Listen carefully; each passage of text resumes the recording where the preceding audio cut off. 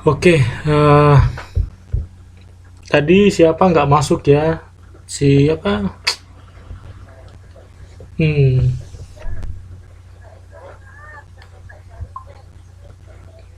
dari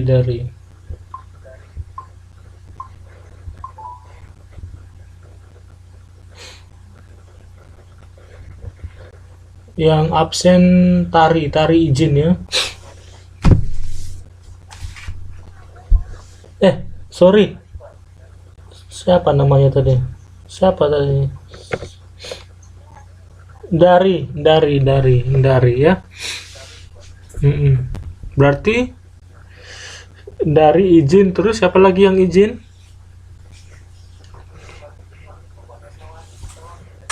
Oh, oke nggak apa-apa. Jadi dua orang berarti udah pas ya.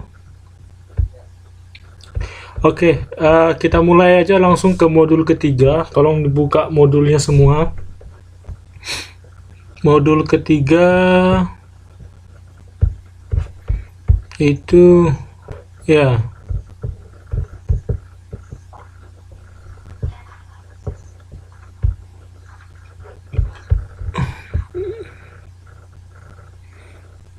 Modul ketiga itu tentang klause.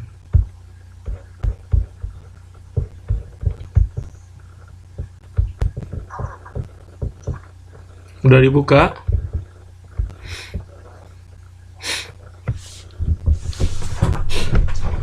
Sudah ngumpul tugas semuanya?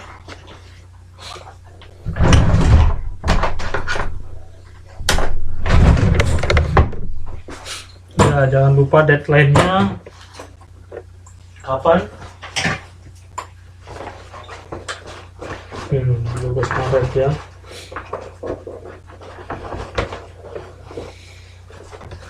Waduh, gimana ya? Pas TTM-nya baru dikumpul ya.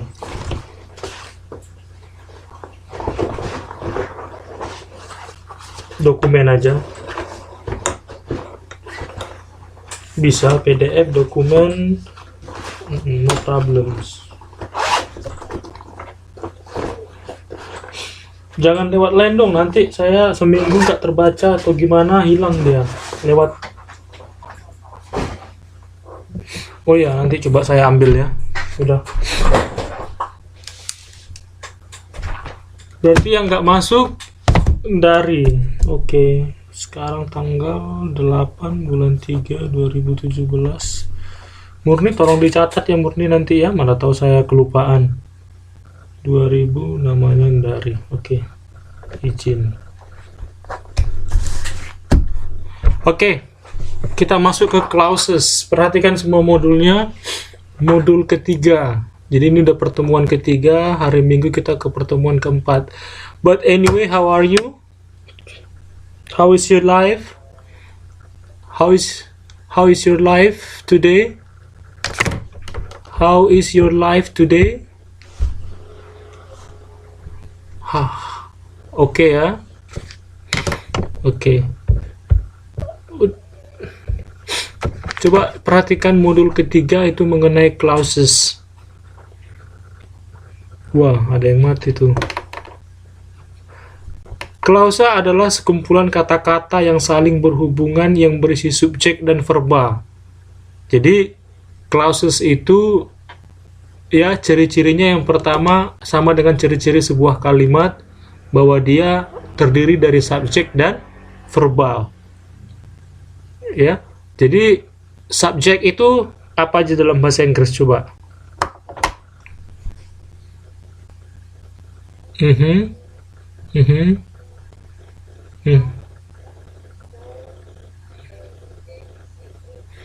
Kalau Andi bisa jadi subjek nggak? Kalau kucing bisa jadi subjek nggak? Kalau pena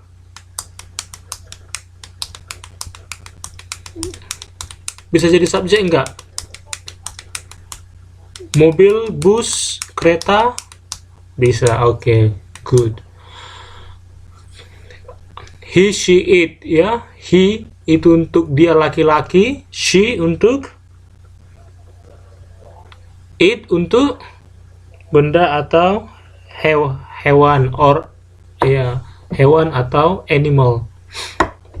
Jadi intinya klausa dibagi menjadi 3 kategori. Itu yang paling penting ya. Tapi ini teori semua.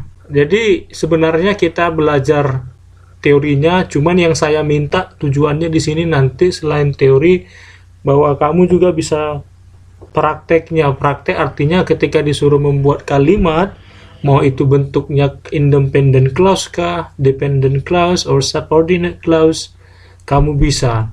Jadi kategorinya ada 3, apa aja tadi?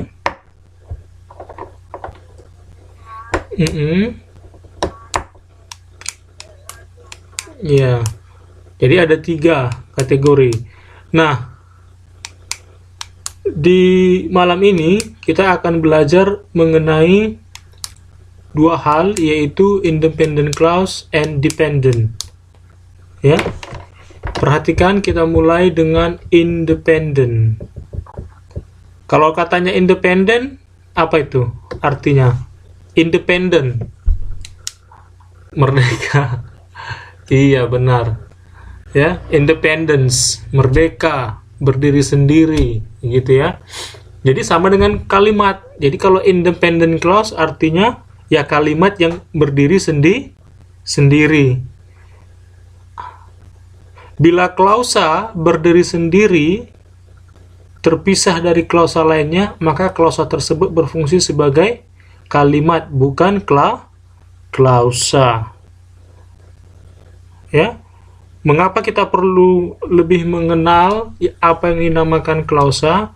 Karena klausa mirip unit yang berdiri sendiri dan berguna dalam menulis untuk menghindari kalimat yang tidak utuh atau kalimat yang terlampau panjang. Jadi intinya gini aja, bahwa nanti ada ciri-ciri bahwa itu adalah kalimat independent clause. Ada nanti dependent clause. Ya, kita ambil contoh yang pertama. Contohnya, I stepped inside, my arms turning to goosebumps from the chill. Ya. Nah, ada 2 independent clause dalam kalimat di atas. Coba diperhatikan ya. 2 independent clause dalam kalimat di atas. Yang pertama adalah I step inside. Sekarang saya tanya, subjeknya yang mana di situ? Yes. Bisa ya sampai situ ya. Kemudian tadi katanya klausa itu subjek dan verba. Maka mana verbanya di situ? Ya, step. Ya, maka yang pertama independent clause-nya adalah I stepped inside. Dan yang kedua adalah my arms turning to goosebumps from the chill, yang dihubungkan dengan sebuah koma. Ya, sampai di situ bisa dipahami? Ya. Yang kedua, the two girls. Ya, jadi nanti dengan semakin banyak contoh nanti kita akan semakin bisa memahami independent clause tersebut. Contoh yang kedua, the two girls were getting hungry then. Ingat, independent clause selalu ada koma. Namanya juga dia berdiri sendiri. The two girls were getting hungry then, so they decided to go and find something to eat. Sekarang saya tanya, subjeknya yang mana? Oke, the two girls. Kemudian verbanya yang mana? Getting. Sekarang saya tanya, ini tenses apa? Subject to be plus verb ing, yaitu past yes, benar, past continuous ya. Tadi kan Sir bilang subjek sama predikat, Sir. Yes. atau subjek sama verba. Verbanya kok getting? Karena ini adalah kalimat past continuous. Jadi setelah subjek diikuti oleh to be, baru plus verb ing. Getting itu verba juga, ya. Sampai di situ bisa ya. Nah, kemudian independent clause-nya itu ada dua kan?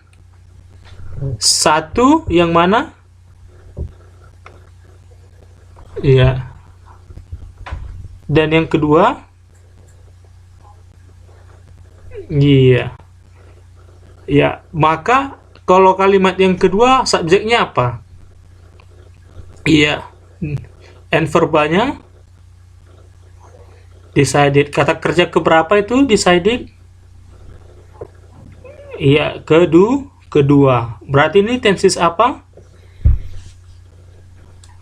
Yes, simple past tense. Subject plus kata kerja kedua. So they decided to go and find something to eat. Contoh kembali, ya.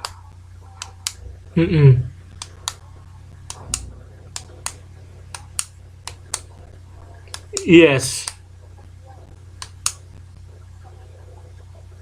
Getting itu past continuous. Past continuous itu kata kerja yang ditambahkan dengan ing.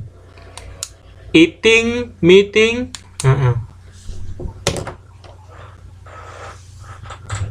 Gini, dalam tenses kita ada mengenal namanya seperti contoh ini ya, namanya past continuous. Kalau past continuous itu, maka nanti dia diikuti oleh to be. To be itu ada berapa? Coba. Tiga itu untuk present. Kalau past ada berapa? Dua. Yaitu was and were. Iya. Kalau was dia untuk he, she, it, dan I. Sedangkan were dia untuk they, you, we. Ya. Nah, nanti di dalam rumus past continuous itu ada subjek dulu pertama. Setelah subjek diikuti oleh to be. To be apa tadi? Was dan were. Maka setelah to be wajib diikuti oleh verb ing. Verb ing ini dari mana Pak diambil? Ingat, kata kerja pertama get apa? Kata kerja pertama, ya benar, get. Maka kalau ditambahkan dengan ing menjadi getting. Dari situ jalannya ya. Bisa? Jadi verbanya di situ maksudnya kan dikatakan tadi bahwa klausa itu adalah atau terdiri dari subjek dan verba. Verba itu tidak semena-mena harus kata kerja pertama, kedua, dan ketiga. Kata kerja verb ing juga itu sudah merupakan bentuk kata kerja. Bisa?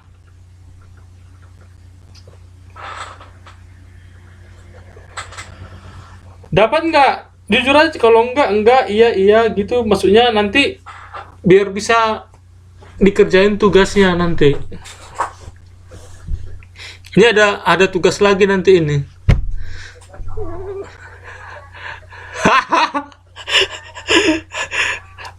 Bercanda, kan tugasnya cuma ada 3 kan. Ini yang pertama, yang kedua nanti 2 minggu lagi gitu.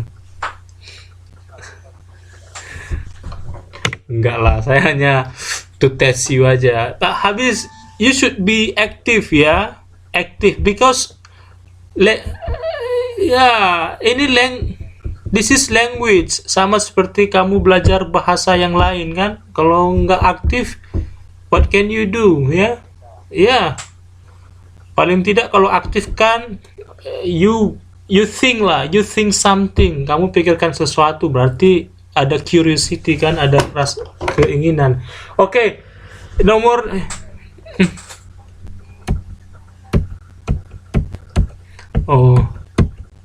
oke. What kind of examination from Tuton?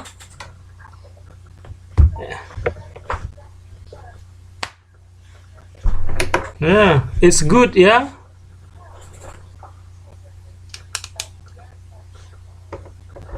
So,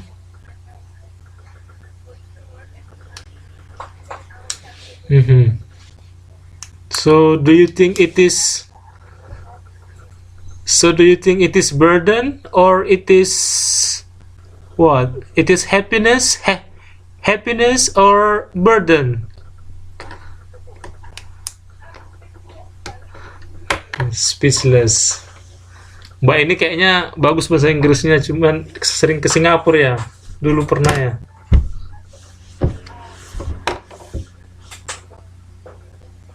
Oh yeah, I see. Because Philippines, they are good. Yeah, yeah, I know. They are good at speaking English. Yes, yes, good, good. Oke, next kembali lagi. Ada dua independent clause. Ini kalimat yang ketiga. Perhatikan.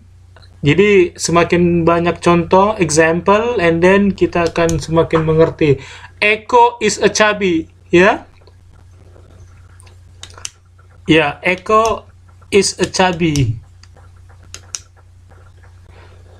Cute little boy. Everybody loves him. Ya. Ada dua independent clause dalam itu yang di atas. Ini yang berikutnya kan ada koma. Coba perhatikan. Hanya titik koma ini digunakan bila kedua independent clause berhubungan erat dan seimbang dalam arti panjangnya. Artinya gini. Artinya bahwa ya kalimat itu dengan kalimat berikutnya saling berhubungan. Eko is a chubby. Artinya Eko itu chubby. Tidak hanya chubby aja, apalagi ada cute little boy. Gitu ya. Everybody loves him.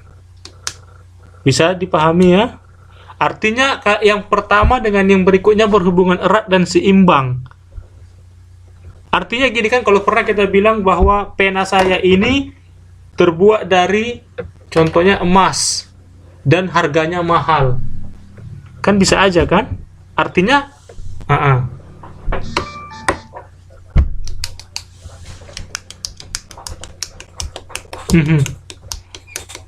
itu adalah independen yang kedua.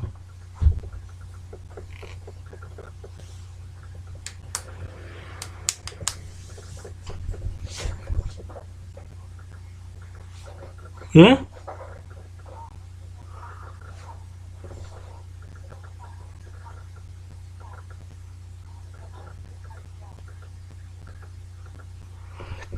Dua independent clause di atas dihubungkan dengan titik koma. Hanya titik koma ini digunakan bila kedua independen berhubungan erat dan seimbang. Oke? Oke, sekarang ini kan pada dasarnya klausa dapat digabung dengan tiga cara. Ini there are so many, saya bilang ya. Ini mungkin ada kategori-kategorinya ya. Ada coordination, ada subordination, dan dengan menggunakan titik koma. Kalau coordination itu menggabungkan independent clause dengan menggunakan coordinating conjunction. Ingat aja, ini sebanyak kali istilahnya, saya nggak tahu apakah nanti di tes akan keluar juga seperti ini. Tapi kalau seperti ini kan sangat membingungkan mahasiswa kan. Kamu harus lagi menghafal coordination, itu menggabungkan independent clause dengan conjunction. Ingat aja coordination, maka nanti dia ada dengan kalimat penghubung. Gitu aja ya. Conjunction itu adalah kalimat penghubung. Saya dan dia. Kalimat kata penghubungnya mana? Iya, saya dan dia. Kan gitu. Aku atau dia? Kamu pilih dia atau aku? Mana kata penghubungnya? Iya, atau or. Ya. Dia pintar, tapi maka but, gitu ya. Jadi ingat aja bahwa Ya, klausa itu dapat digabung dengan 3 cara. Pertama, coordination. Coordination itu ingat aja dia ada kata penghubung. Kalau udah pakai gitu langsung kan simple ya. Conjunction. Jadi nggak usah lagi nanti terlampau banyak kamu hafal, ada namanya tipe coordinating lah, beginilah, langsung aja penghubung, udah selesai. Oke? Contohnya perhatikan nomor 1. Bukan nomor 1, contoh di bawahnya. I've got a DVD player. Sekarang saya tanya dulu sebelum kita bahas yang selanjutnya. Subjeknya mana? Iya, benar. Kemudian verbalnya mana? Yes, I got a DVD. Oke, good ya. Oke, I've got a DVD player in my room now. Koma. Ingat ya, koma. So I can watch movies in peace and quiet at last. Saya tanya kata penghubungnya mana? So, subjeknya mana? Verbalnya mana? Can? Iya, jangan can. Can itu adalah auxiliary. Iya, watch. Oke, no problem.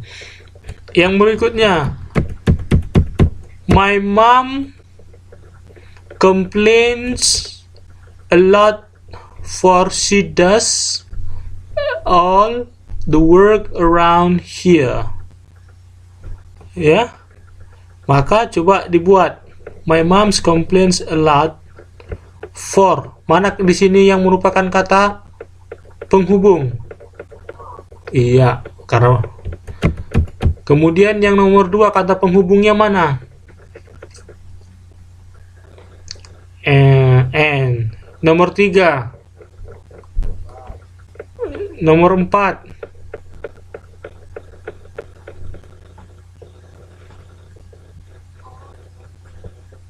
Mana nomor 4? Yes, benar, nor. Ada yang tahu kenapa nor?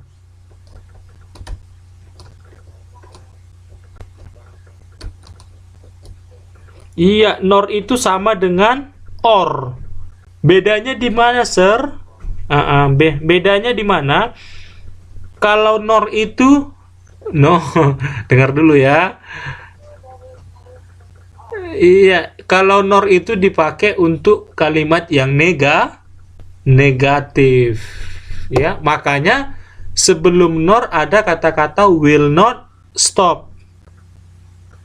So, iya, kalau kalimatnya negatif maka dia menggunakan nor.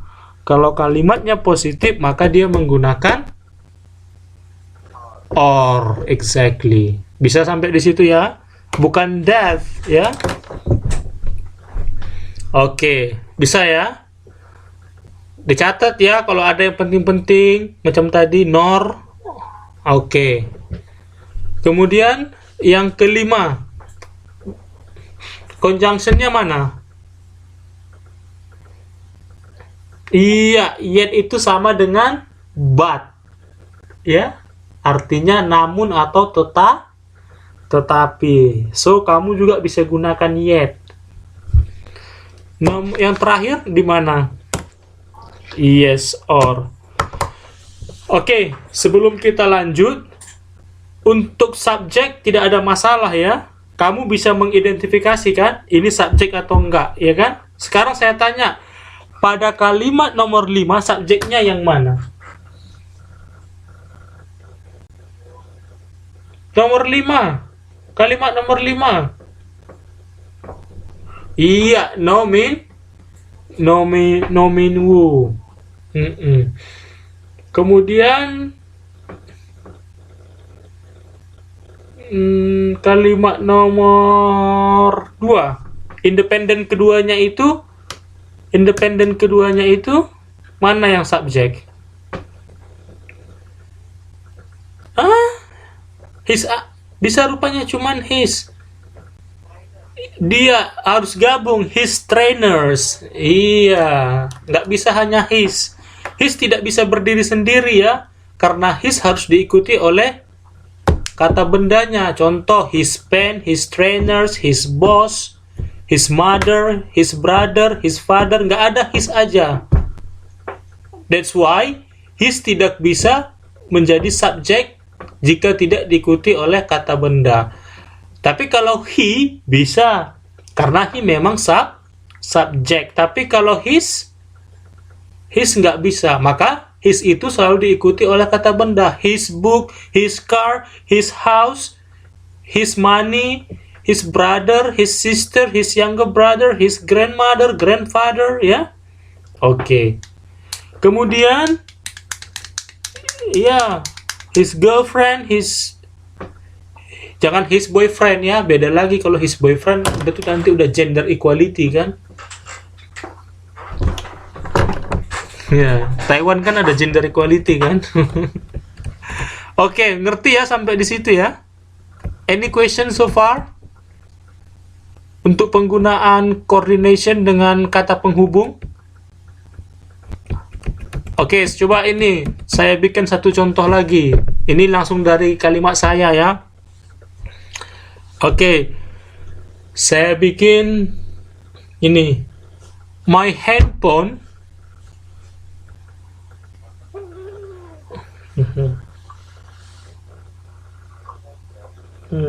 my handphone udah. My handphone has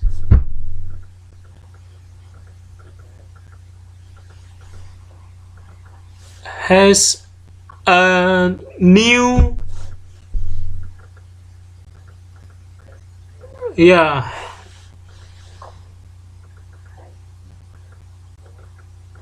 udah. My handphone has a new feature. Feature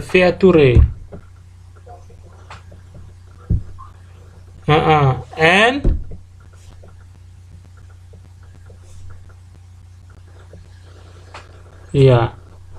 udah. And it can detect all numbers.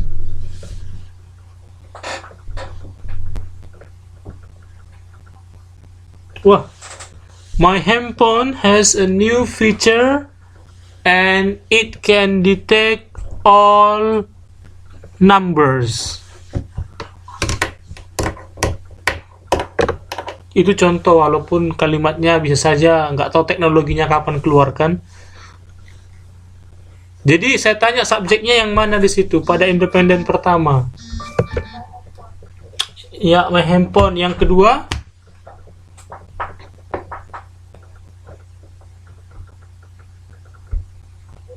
iya, it. Maka conjunctionnya mana? Iya, and. Bisa ya, nanti kamu buat sendiri kalimat yang berikutnya. And then, yang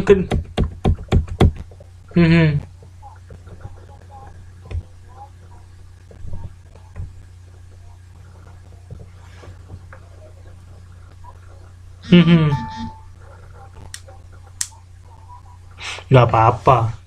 It's okay, no problem. Yes, ada lagi?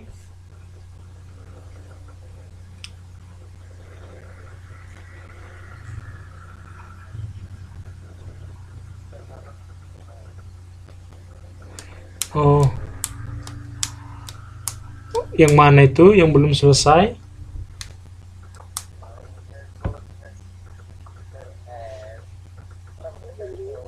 Okay, and it can detect all numbers.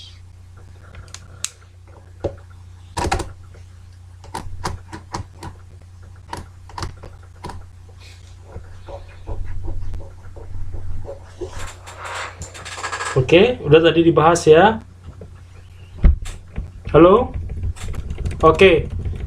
Subordination artinya mengubah salah satu dari klausa yang ada menjadi subordinate element yang tidak dapat berdiri sendiri melalui